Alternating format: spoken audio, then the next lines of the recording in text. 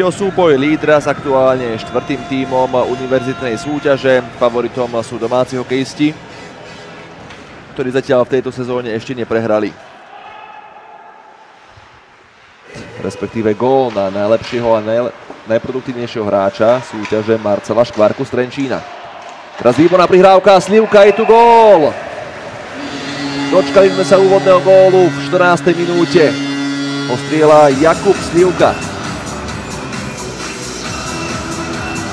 Tam bola minul ten puk, ale Slivka tam mal priestor, počkal si a trafil to parádne do horného rohu.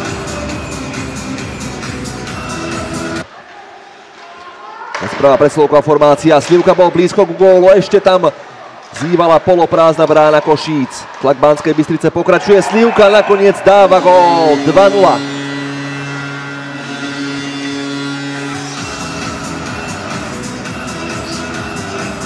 Tá prvá strela Jakuba Slivku bola po góle. Ešte tam ale hostia nevedeli odpratať ten puk z tej nebezpečnej pozície a nakoniec Jakub Slivka. Ďalšia strela, ale podobne ako Marek Chamula pred pár rokami hmy, aj Tóth vyhnal svojich spoluhráčov von, ale nakoniec teraz Tóth získal puk. Pekná prihrávka, Plavka a je to gól, 2-0. Pardon, 3-0. Ďalším strelcom v tomto zápase Marek Plavka.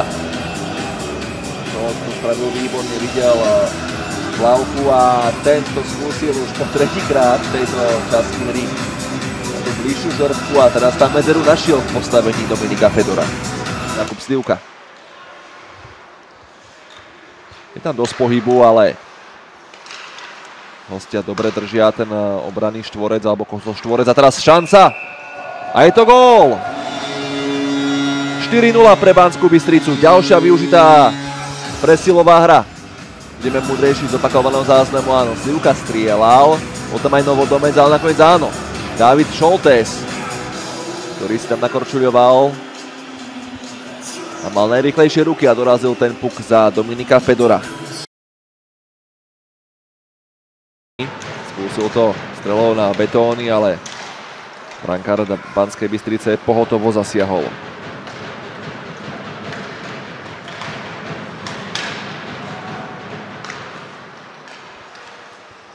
Teraz ďalšie nedorozumenie. A výborná šanca, a teraz to už hostia trestajú. 1-4 z pohľadu Košíc. Kristián Mikolaj výborne naservíroval ten puk Matejovi Slivkovi, Martinovi Kuzárovi. A ten znižuje na 1-4 v 43. minúte. Marek Chamula so 4. bodom v tomto zápase. Ďalšia šanca a ďalší gól, 6-1. Šandor teraz neveriacky krúti hlavou, pretože v priebehu necelej minúty inkasuje druhý gól.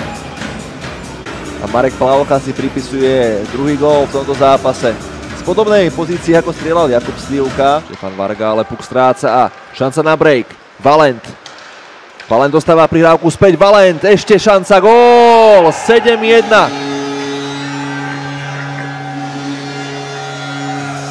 Kanonáda Banskej Bystrice pokračuje, Evgeni Koptev strieľa 7. gól UMBčkarov v tomto zápase. To je jeden z tých hráčov, ktorí nedostávajú až tak veľa priestoru, ale pozrieme sa to ešte raz. Valent zakombinoval a Koptev ešte dorazil ten puk. Šandor už bol bezmocný. Máme také niekedy trošku výpadky, ktoré vidno na tom ľade chvíľkovo. Aj dneska tam boli trošku také oťukávačky a nebolo to tempo úplne ako by mohlo byť. No je tu koniec tohto zápasu. UMB Hockey Team víťazí aj vo svojom 6. zápase tejto sezóny. Na domácom ľade zdolal Univerzity Spartakus Košice 7-1. Po tretinách 2-0, 2-0 a 3-1.